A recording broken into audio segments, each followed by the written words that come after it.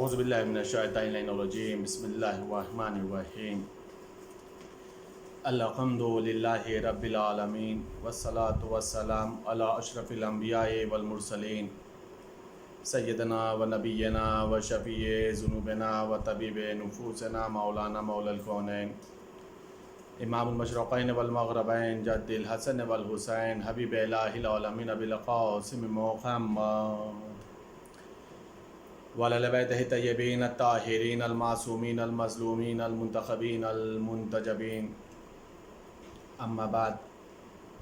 فقد قال اللہ تبارک و تعالی فی القرآن الکریم وهو اصدق القائلین وقولہ الحق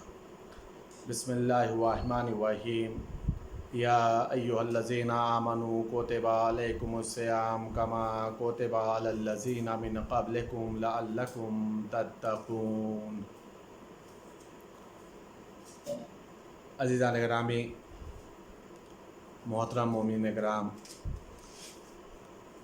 مسلسل آپ حضرات اس آیہ مبارکہ کے ذیل میں کہ جس میں خداوند عالم نے ایمان والوں کو مخاطب کیا ہے اور ارشاد فرمایا ہے کہ ہم نے تمہارے اوپر روزے کو لکھ دیا، اور یہ روزہ ایسے ہی لکھا گیا جیسے تم سے پہلے کی امتوں کے اوپر ہم نے روزے کو فرض کیا تھا۔ روزہ ہم نے اس لیے تمہارے اوپر رکھا ہے، اس لیے روزے کو واجب کیا ہے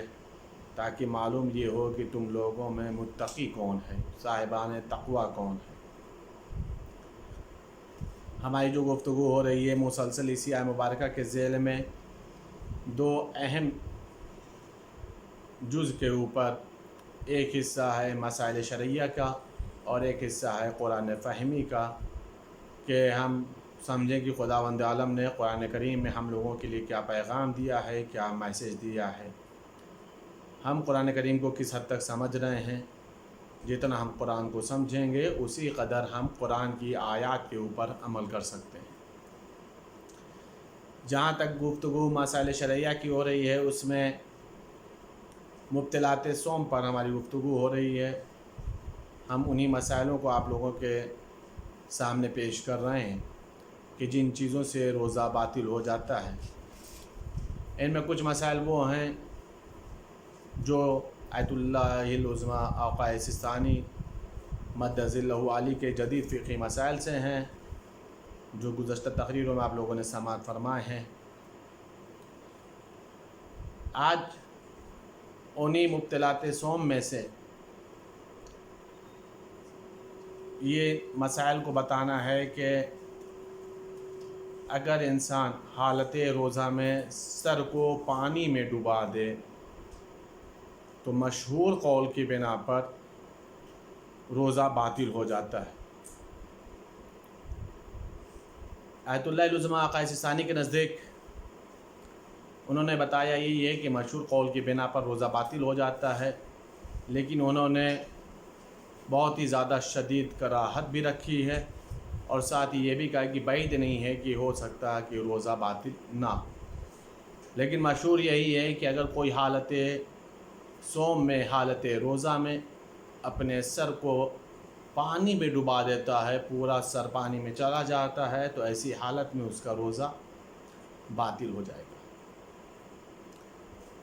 اگر کوئی انسان نصف سر، آدھا سر ایک مرتبہ اور نصف سر دوسری مرتبہ پانی میں ڈبائے تو ایسی حالت میں اس کا روزہ باطل نہیں ہوگا۔ آدھا آدھا کر کے دو پارٹ میں، دو حصے میں اپنے سر کو اگر پانی میں ڈبائے گا تو ایسی حالت میں اس کا روزہ باطل نہیں ہوتا۔ اگر آب مطلق کے علاوہ آب مضاف میں یا پانی کے علاوہ کسی دوسرے سیال چیزوں میں روزہ دار اپنے سر کو اس میں ڈباتا ہے، جو مطلق پانی نہ ہو بلکہ آب مضاف ہو، یا کسی دوسری سیال چیزوں میں، مثلاً آغا کے فتوے میں آغا کے جو مسائل ہیں اس میں جو مثال دی گئی ہے دودھ مثلاً، اگر اس میں روزہ دار اپنے سر کو ڈباتا ہے تو ایسی حالت میں اس کا روزہ باطل نہیں ہوتا۔ اگر روزہ دار غسل کی نیت سے اپنے سر کو پانی میں ڈبائے تو ایسی حالت میں اس کا غسل بھی صحیح ہے، اس کا روزہ بھی صحیح ہے۔ غسل کرنے کے دو طریقے ہیں، غسل ترتیبی ہے، غسل ارتماسی ہے۔ جب انسان غسل ارتماسی کرے گا تالاب اور دریا وغیرہ میں تو اس میں سر کو اس کو ڈبانا ہی پڑے گا۔ تو آغا ثانی کے نزدیک اگر کوئی انسان حالت روزہ میں غسل کر رہا ہے، غسل کے ارادے سے، غسل کی نیت سے سر کو پانی میں ڈبا رہا ہے، تو ایسی حالت میں نہ ہی اس کا روزہ باطل ہوگا اور نہ ہی اس کا غسل، یعنی غسل اور روزہ دونوں اپنی اپنی جگہ پر صحیح ہے۔ اگر کوئی انسان بے اختیار پانی میں گر جائے، پانی میں چلا جائے، یا پھر وہ بھول جائے کہ وہ روزے سے ہے، یہاں تک کہ اس نے اپنے سر کو پانی میں ڈبا لیا، تو ایسی حالت میں اس کا روزہ باطل نہیں ہوگا۔ دونوں چیزیں، یا تو بے اختیار گر گیا ہے اور اس کا سر پانی میں چلا گیا ہے، اور یا پھر وہ انسان بھول گیا ہے کہ وہ روزے سے ہے، تو ایسی حالت میں اس کا روزہ باطل نہیں ہے۔ اگر ایک شخص کو اس بات کا یقین تھا کہ وہ اپنے آپ کو پانی میں گرائے گا لیکن اس کا سر پانی میں نہیں ڈوبے گا، اور اس نے اپنے آپ کو پانی میں گرا دیا ہے یہاں تک کہ اس کا سر پانی میں ڈوب گیا ہے، تو بھی اس کے روزے میں کوئی اشکال نہیں ہے۔ یہ ان مسائل پر گفتگو ہوئی ہے کہ جن کے ذریعے سے انسان کا روزہ، مشہور قول تو یہی ہے کہ اس کا روزہ باطل ہو جاتا ہے، لیکن یہ کنڈیشن ہے جہاں پر بے اختیاری ہو یا بھول جائے یا بے مضاف ہو، تو ایسی حالت میں انسان کا روزہ بھی صحیح ہے اور اس کے اوپر کوئی اشکال نہیں۔ یا پھر حالت روزہ میں انسان غسل ارتماسی کے لیے اپنے سر کو پانی میں ڈوبائے، تو ایسی حالت میں اس کا غسل بھی صحیح ہے اور اس کا روزہ بھی صحیح ہے۔ یہ وہ مسائل ہیں جن کا تعلق مبطلات صوم کے سلسلے سے چل رہا ہے۔ اب جو دوسرا جز ہے جسے کہتے ہیں قرآنی پیغام، قرآن فہمی، کہ ہم نے قرآن کریم کو سمجھنا ہے اور ہم نے قرآن کریم کو کس طریقے سے سمجھا، کس حد تک سمجھا۔ میں الحمدللہ روزانہ قرآن کریم کی ایک دو آیت مبارکہ آپ لوگوں کے ہدیہ سماعت کر رہا ہوں اور اس کے نتیجے اور اس کے مفہوم کو آپ لوگوں تک پیش کرنے کی کوشش کر رہا ہوں تاکہ یہ سمجھ میں آ جائے کہ خداوند عالم نے قرآن کریم میں کہا کیا ہے۔ آج جس آیت مبارکہ پہ گفتگو کرنی ہے، اتفاق یہ ہے کہ جس آیت مبارکہ کو میں مسلسل سرنامِ سخن قرار دے رہا ہوں،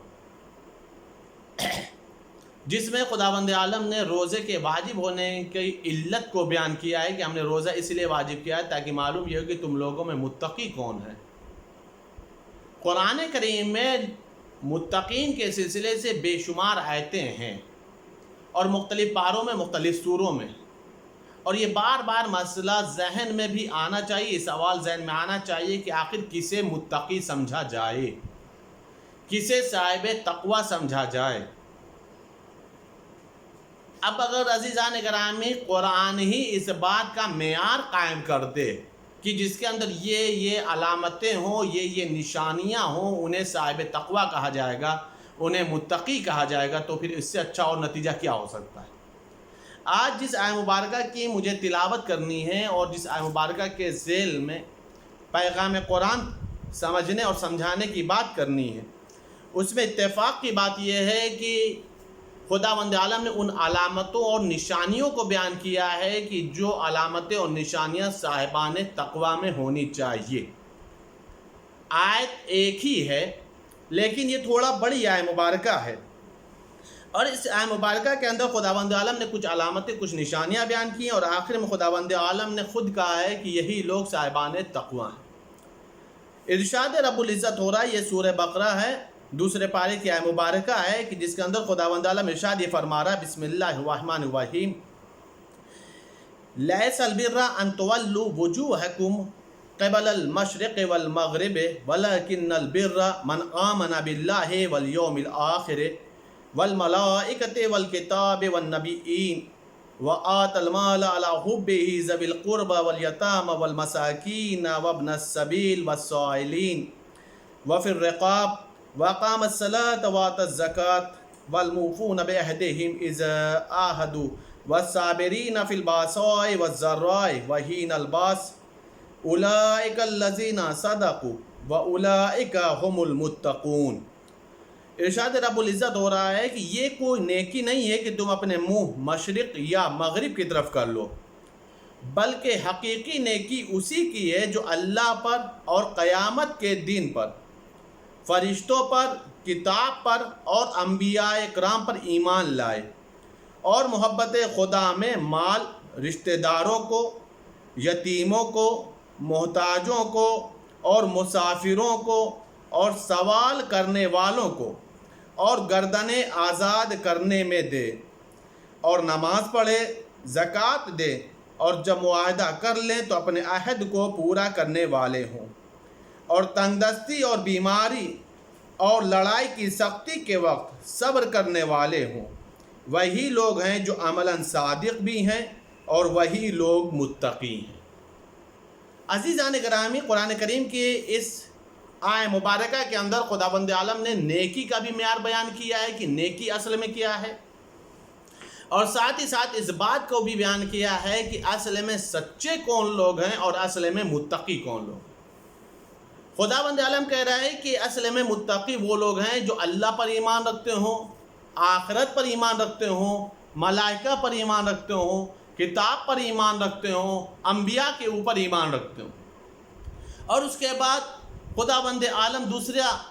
حصہ بیان کر رہا ہے کہ یہ وہ لوگ ہیں جو اپنے مالوں میں سے یتیموں کو، سوال کرنے والوں کو، اپنے رشتہ داروں کو، جو مساکین ہیں ان لوگوں کو، جو لوگ سفر میں ہیں ان لوگوں کے اوپر یہ لوگ اللہ کی محبت میں خرچ کرتے ہیں۔ اور اس کے بعد خداوند عالم ارشاد فرمایا یہ وہ لوگ ہیں جو نماز کو قائم کرتے ہیں، زکوٰۃ کو دیتے ہیں، اور جنگ کی سختی کو یہ لوگ برداشت کرتے ہیں۔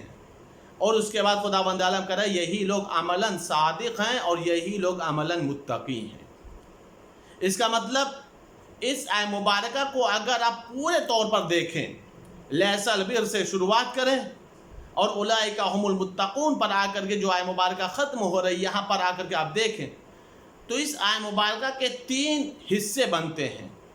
ایک حصہ بنتا ہے اعتقاد کا مسئلہ جسے کہتے ہیں عقیدہ، ایک حصہ بنتا ہے حقوق الناس کا مسئلہ، اور ایک حصہ بنتا ہے ذاتی عمل کا مسئلہ۔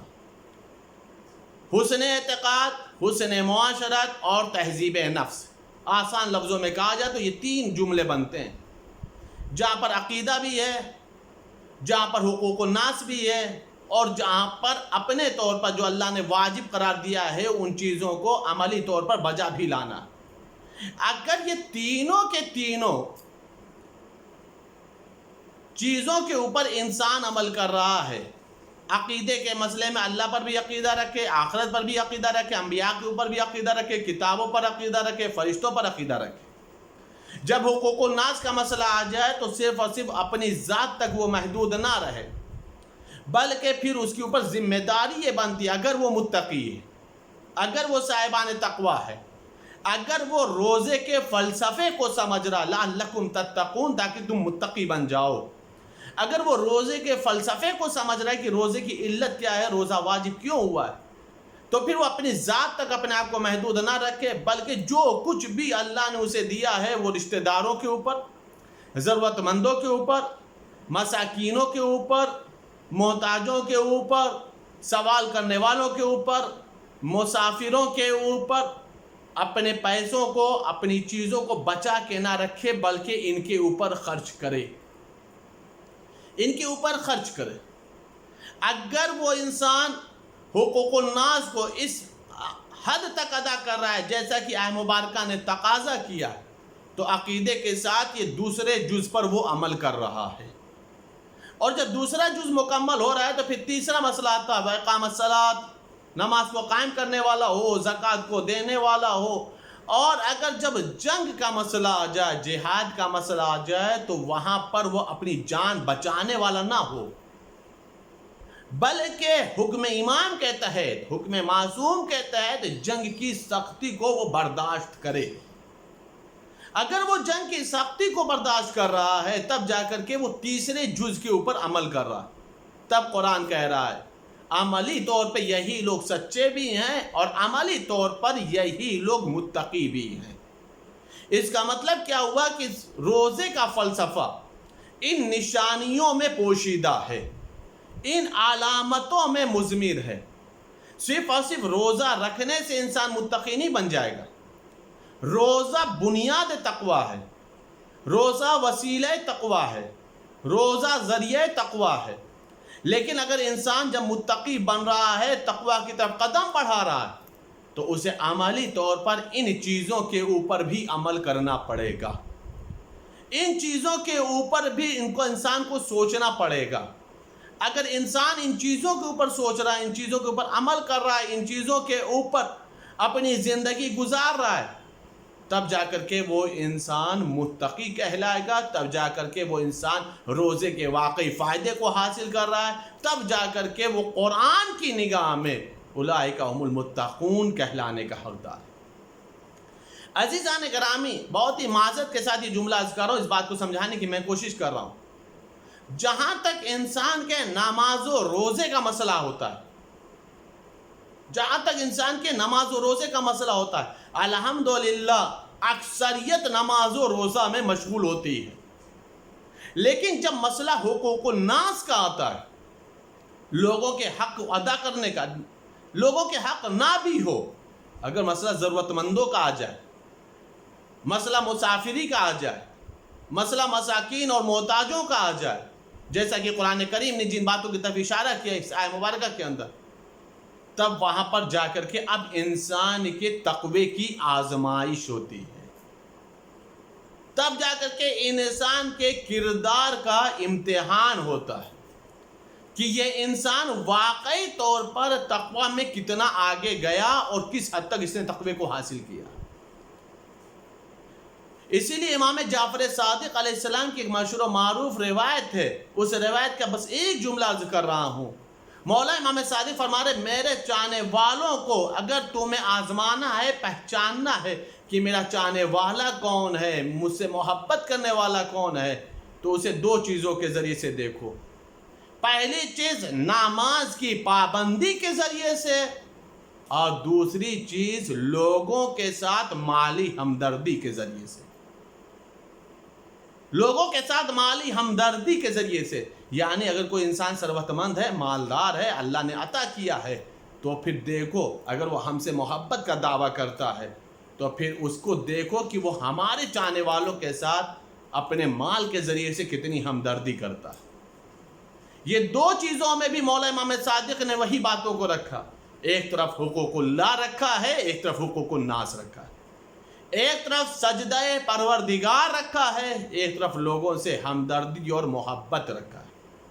اگر انسان ان دونوں چیزوں کو اختیار کیے ہوئے اور اپنی زندگی میں ڈھالے ہوئے ہے، تب جا کر کے وہ انسان متقی کہلانے کا حقدار ہے، تب جا کر کے وہ انسان صاحب تقوی کہلاتا ہے۔ عزیزان گرامی، ماہ مبارک رمضان ہے، ہم اللہ کی بارگاہ میں دعا کریں کہ خداوند عالم ہم سب کو دولت تقوی اور زیور تقوی سے آراستہ فرمائے، قرآن کریم کی ان آیات پر ہمیں عمل کرنے کی توفیقات عطا فرمائے۔ میرے معبود جن کی آج پہلی شب ہے، ان کو تمام مرحومین کو میرے معبود مغفرت فرما، ان سب کو فشار قبر سے نجات عطا فرما۔ میرے معبود تجھے واسطہ ہے محمد وآل محمد کا، ہم سب کے رزق اور روزی میں اضافہ فرما، ہم سب کے اعمالوں کو قبول فرما، ہم سب کی تمام دعاؤں کو،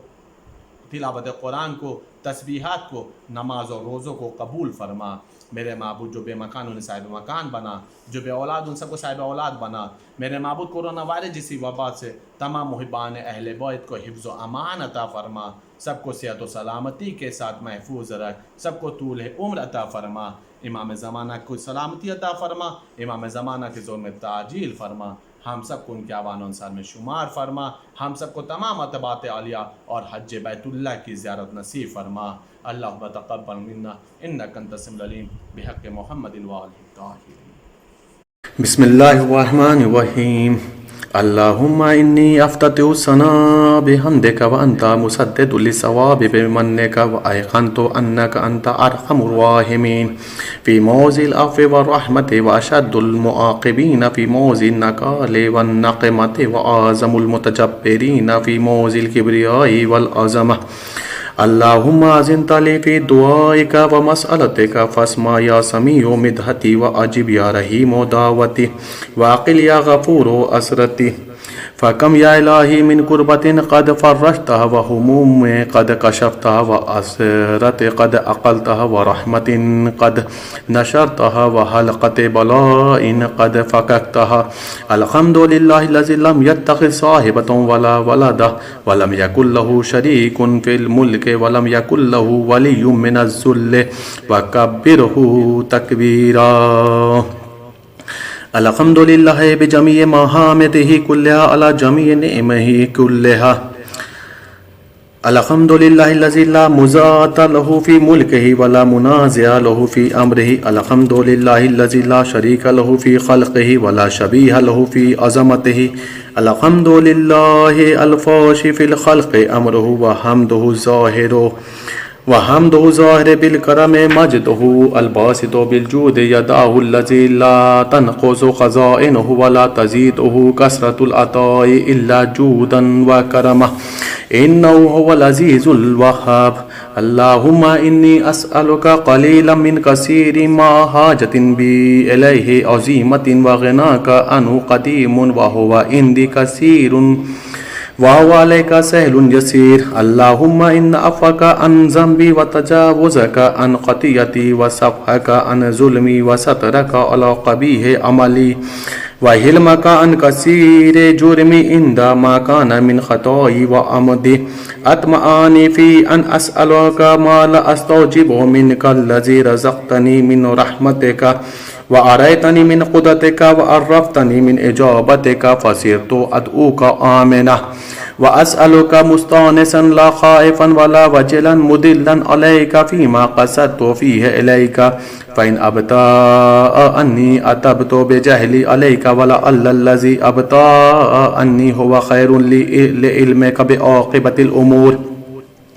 فلم أرى مولا كريما أصبر على عبد لئيم منك علي يا رب إنك تدعوني فأولي عنك وتتحبب إلي فأتبغض إليك وتتودد إلي فلا أقبل منك كأن لي التطول عليك. فلم يمنعك ذلك من الرحمة لي والإحسان إلي والتفضل علي بجودك وكرمك. فارحم عبدك الجاهل وجد عليه بفضل إحسانك إنك جواد كريم. الحمد لله مالك الملك مجري الفلك مسخر الرياح فالق الإصباح ديان الدين رب العالمين. الحمد لله على حلمه بعد علمه والحمد لله على عفوه بعد قدرته والحمد لله على طول أناته في غضبه وهو قادر على ما يريد. الحمد لله خالق الخلق باسط الرزق فالق الإصباح ذي الجلال والإكرام والفضل والإنعام الذي بعد فلا يرى وقرب فشهد النجوى. تبارك وتعالى. الحمد لله الذي ليس له منازع يعادله ولا شبيه يشاكله ولا زهير يعازده. قهر بعزته الأعزاء وتواضع لعظمته العظماء فبلغ بقدرته ما يشاء. الحمد لله الذي يجيبني حين أناديه ويستر علي كل عورة وأنا آسيه ويعظم النعمة علي فلا أجازيه. فكم من موهبة هنيئة قد أعطاني وعزيمة مخوفة قد كفاني وبهجة مونقة قد أراني فأثنى عليه حامدا وأذكره مسبحا. الحمد لله الذي لا يهتك حجابه ولا يغلق بابه ولا يرد سائله ولا يخيب عامله. الحمد لله الذي يؤمن الخائفين وينجي الصالحين ويرفع المستضعفين ويزاء المستكبرين ويهلك ملوكا ويستخلف آخرين. والحمد لله قاسم الجبارين مبير الظالمين مدرك الحاربين نقال الظالمين صريخ المستسرقين موضع حاجات الطالبين معتمد المؤمنين. الحمد لله الذي من خشيته ترعد السماء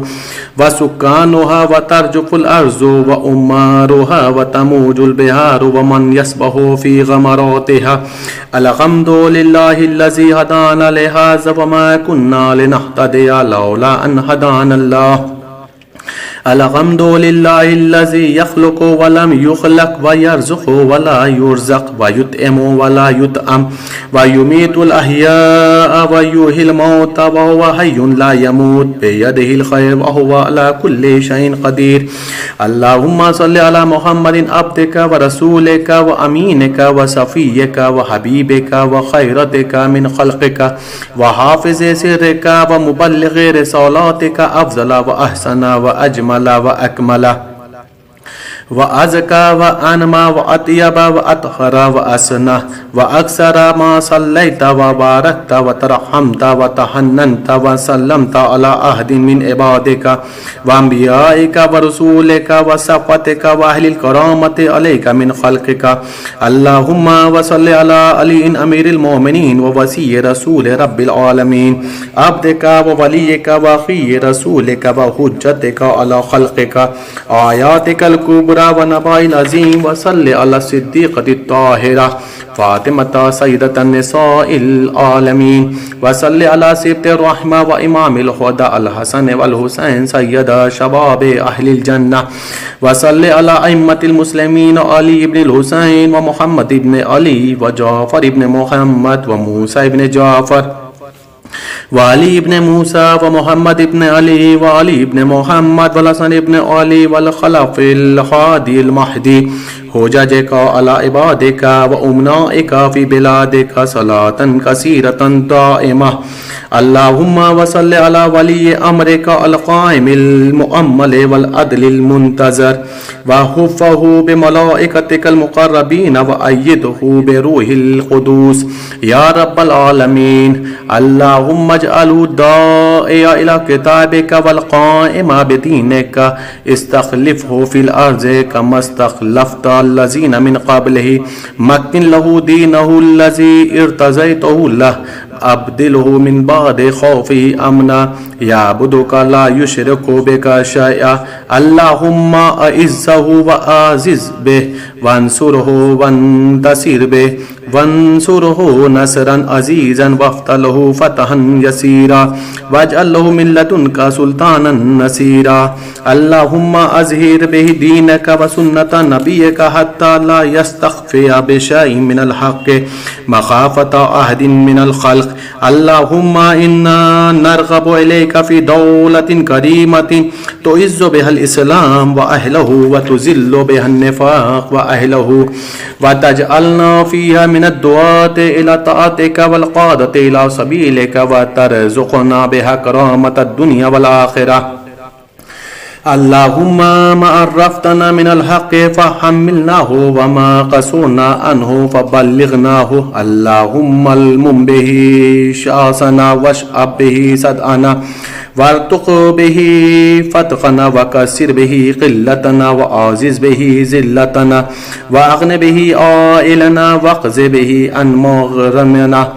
وجبر به فقرنا وسد به خلاتنا ويسر به أسرنا وبيئس به وجوهنا وفك به أسرنا وأنجه به طلبتنا وأنجز به مواعيدنا واستجب به دعوتنا وآتنا به سولنا وبلغنا به من الدنيا والآخرة أعمالنا وآتنا به فوق رغبتنا يا خير المسؤولين وأوصى الموتين. اشف به صدورنا وأذهب به غيظ قلوبنا واهدنا به لما اختلف فيه من الحق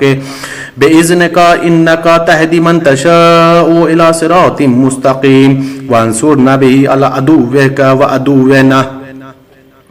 إله الحق آمين. اللهم إنا نشكو إليك فقد نبينا صلواتك عليه وآله وغيبة ولينا وكثرة عدونا وقلة عددنا وشدة الفتن بنا وتظاهر الزمان علينا فصل على محمد وآله وإن على ذلك بفتح منك تؤجله وبزور تكشفه ونصر تعزه وسلطان حق تظهره ورحمة منك تجللناها وعافية منك تلبسونها برحمتك يا أرحم الراحمين. اللهم صل على